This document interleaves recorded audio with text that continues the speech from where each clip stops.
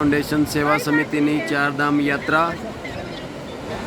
બદ્રી વિશાલ મંદિર અમે આવ્યા છે. અલકનંદા નદી છે અને આ જે શિખર આ તમને જે શિલા દેખાઈ રહી છે આ નારદ શિલા છે. આની ઉપર નારદજીએ બેઠી અને વર્ષો સુધી તપસ્યા કરી હતી.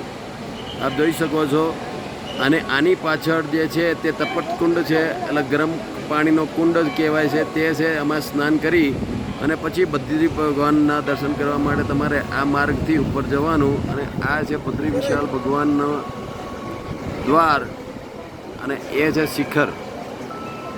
અને અહીંથી તમે જોશો તો આ નર અને નારી એની વચ્ચે બદ્રી વિશાલ ભગવાન છે.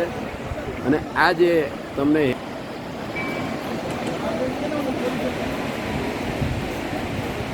બરફનો પહાડ જે દેખાય છે તે કુબેરની અલકાપુરી નગરી છે. આપ જોઈ શકો છો બદ્રી વિશાલ મમતા ફાઉન્ડેશન સેવા સમિતિ ચારધામ યાત્રાનો આ અંતિમ પડાવ એટલે બદ્રી વિશાલનો પડાવ છે.